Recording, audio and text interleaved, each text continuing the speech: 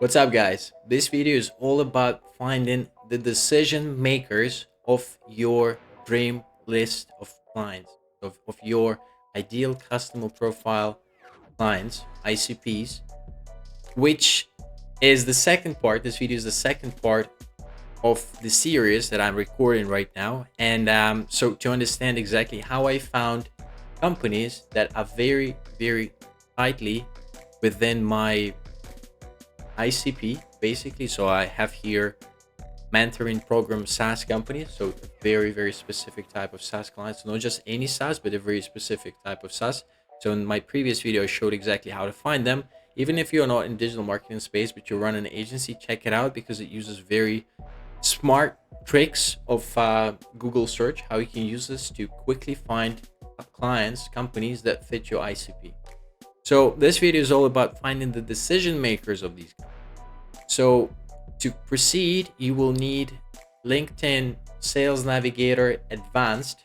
Okay, that is important. So it's not just the core subscription, but the advanced subscription, because we'll be uploading a CSV file to LinkedIn, and LinkedIn only allows this to be done with their advanced version of Sales Navigator. So now we've got everything out of the way. Let's just jump right into it. So I have the list of my ideal companies here. So what I'm going to do right now is I'm going to copy and slightly move it. So I just want to have this titled up for uploading to LinkedIn URL. And then I need like the name, which can be like anything really, because it doesn't really matter for LinkedIn. So now I'm going to call this li test SaaS, and going to download this as a CSV.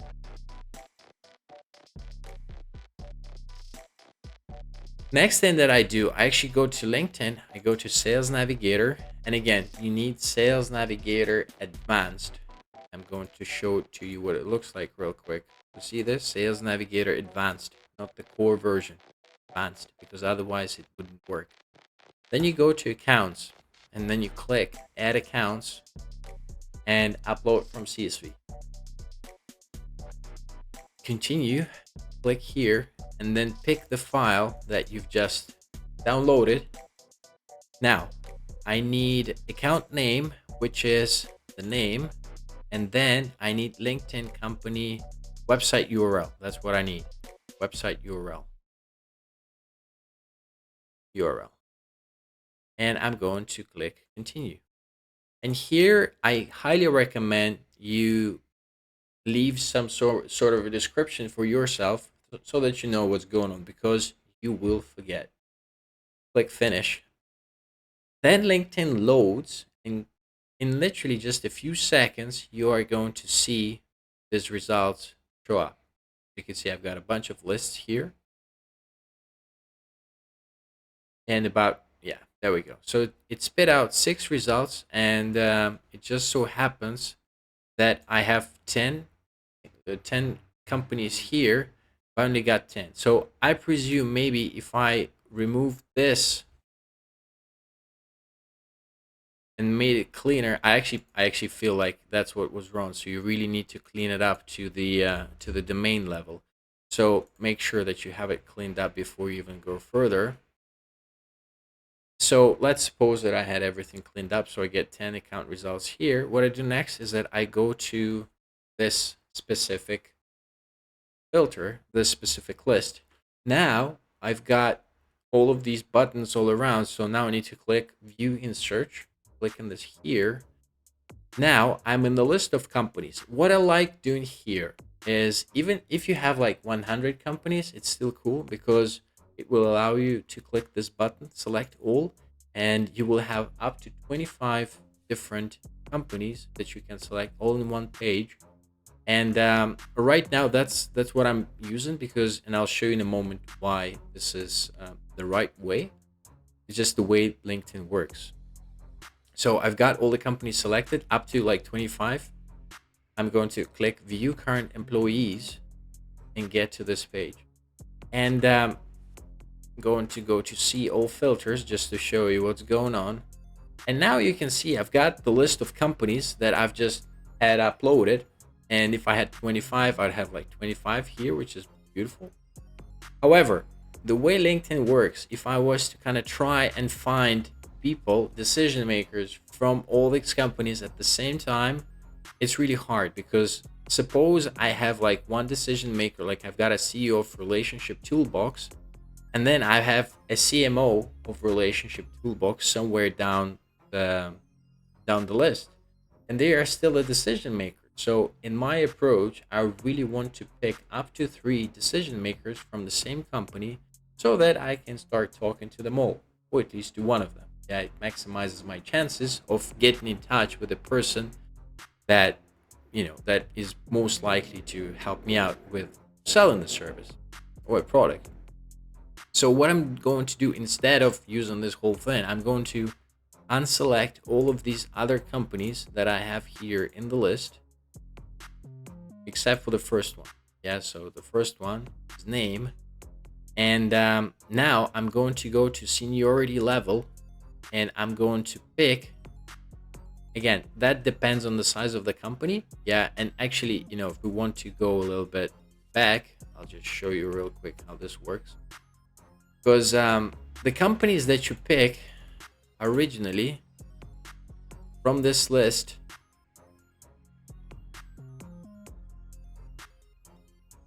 the companies that you pick here, we actually don't know how big they are. We can tell like 123 employees, 25 employees, 142 employees. We can tell this here. If you are not in the mood when it comes to working with bigger clients or smaller clients, you can actually pick the ones you wish to work with right here. Okay. So you would click like 11 to 50. And out of all these companies, I've got one company that's 11 to 50. And it's actually funny that we've got 1 to 10, 11 to 50. Then we've got 2 companies within this 51 to 200 range. So you can play with this headcount here. You can also play with the annual revenue. Yeah, so suppose you don't really care about the headcount. All you care about is the annual revenue.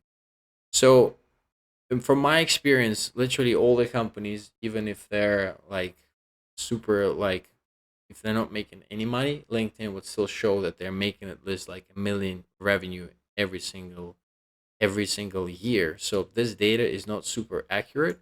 So I'm not exactly recommending this filter for now. However, the company headcount seems to be a good idea of how things are going within the same company. So if you were to pick only companies, from the smaller size, you'd have 3, and then you select all and click view current employees. Okay. But for the sake of this example, let's just select them all. All 6 view current employees.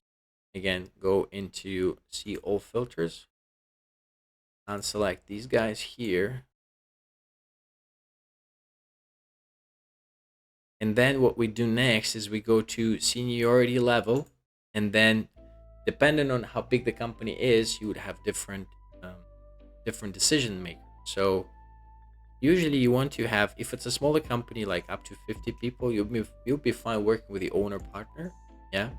If it's anything bigger, this CXO type of thing would work pretty well, because it's anybody who is like marketing officer, chief executive officer, chief operations officer, like whatever.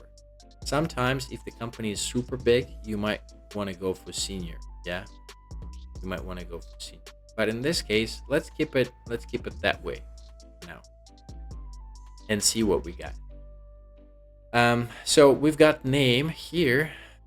So, and I'm looking at this right now, and so we have this principal owner. Well, I don't trust this. You have to be careful with profiles like this as well, because there is a degree of fakeness going around. So if you see like a no-name profile from a country that has nothing to do with the company itself, well, I'd be maybe like cautious about this profile.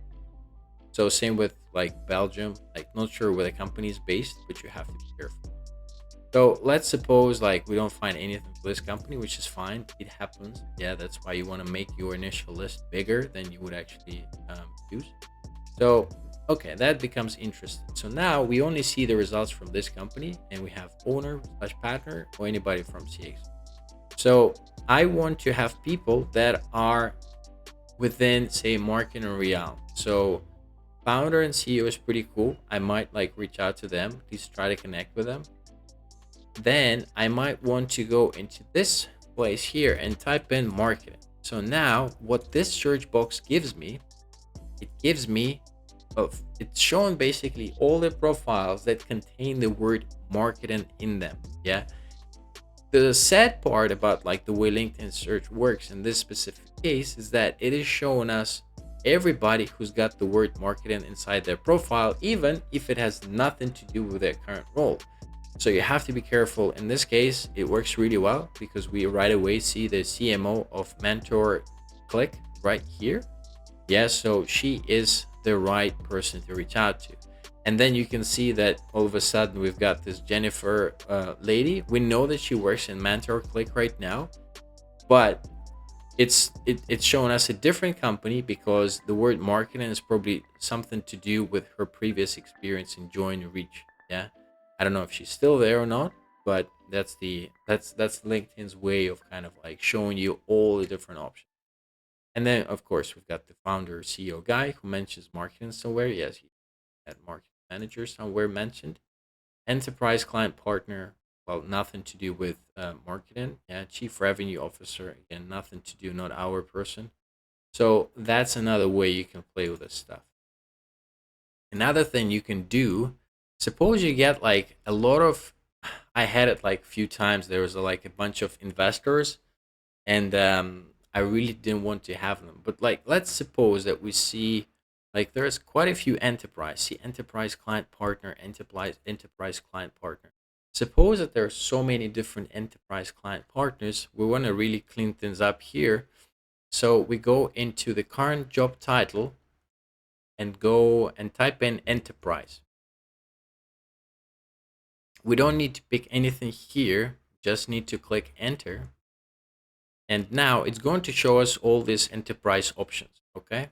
Now, instead of actually, keeping it this way, what we do is deselect enterprise. And now we've cleaned up the list dramatically. So now we don't have anybody who's mentioned enterprise in their current job title. So if you're dealing with a specific niche within the niche, yeah, in my case, this is mentoring, employee mentoring programs, SaaS companies.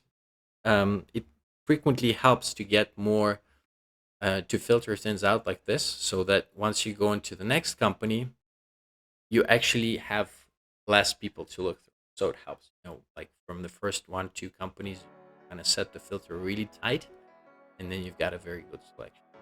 Now, after you start seeing the first results, after you start collecting these decision makers, what I recommend you do. So suppose you want to reach out to 2 people from this company. You want to reach out to the CMO, and you want to try to connect with the founder and CEO.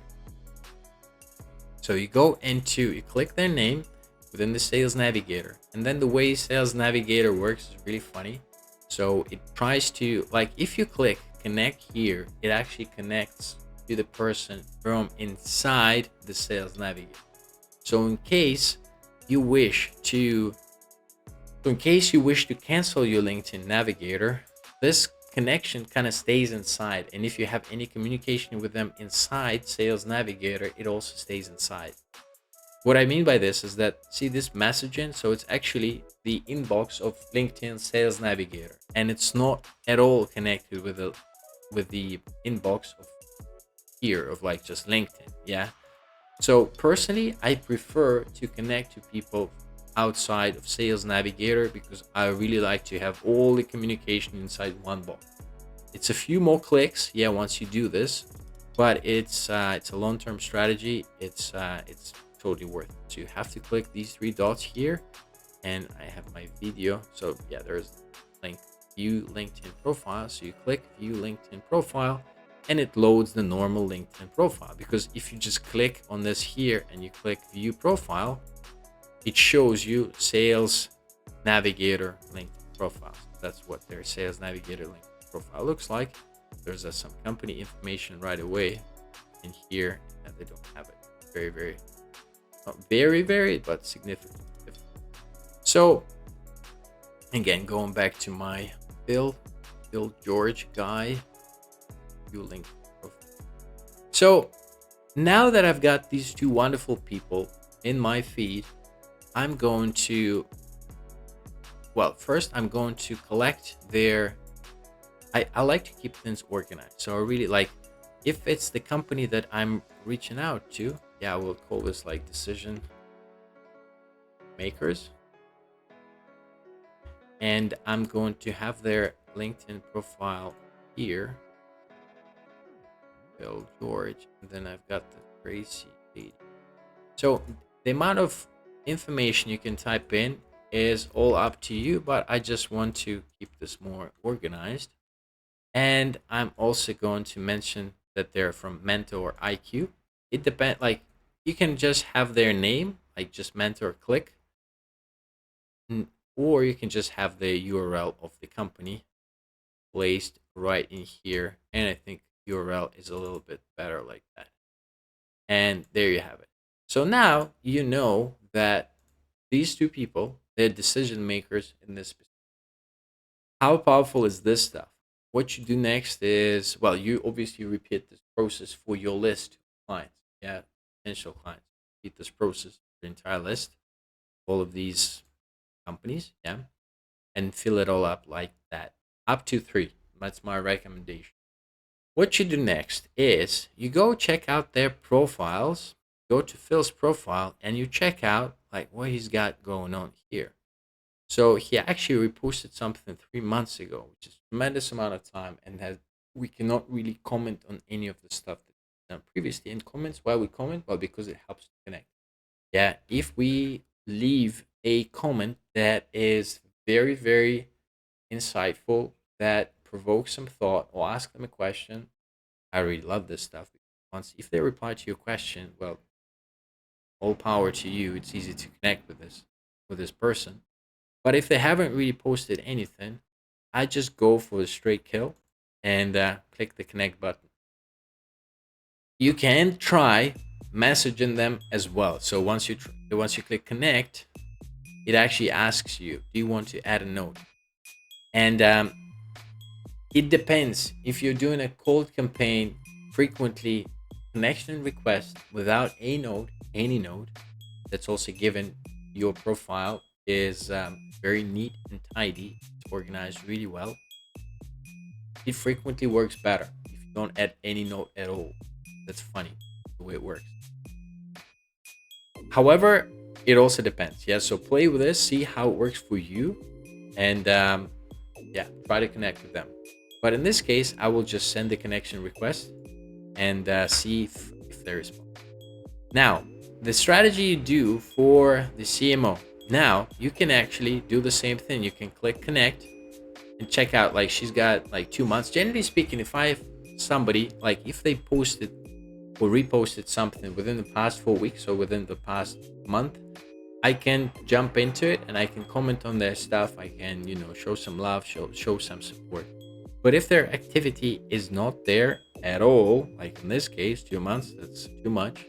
Again, I'm going to click connect, and then I'm actually going to mention now, add the note. I'm going to say, hey Gracie, I already reached out to Phil, try to connect with them, but it would be nice to connect with you as well. This is a little mind game, little psychological trick that you play on them, because they obviously know who Phil is. Yeah, they're the CEO of the company. And, you just mention in their name. Well, it gives you some authority because you kind of attach this sensation in their mind. It also gives you some relevance. Yeah, because obviously they know who Phil is. And it generally helps with the conversion. Okay, so that's a little kind of trick that you can use once you're connected with these wonderful people. And that's about it. So I know this process sounds like you're going through some crazy amount of work, which is true. But instead of bashing, instead of like sending thousands of spammy outreach emails that land nowhere, you will be building a brand. You will be building, you will just go and introduce people to yourself and eventually to your business, to your service, to your product, to your offer. That's how this is done. You first have to connect with them, you have to build rapport, and then you get to the next stage, which is sales. And this is something we go and talk about in the future. That's pretty much it. That's how what it goes to building these relations. In the next video, I will probably share the way you can have the conversation once these people accept and the strategy behind it. So stay tuned, subscribe to the channel if you haven't so already. And if you have any questions, let me know in the comments below because I will be there to help you out. Okay? Thank you very much for checking out my videos, and in the next one.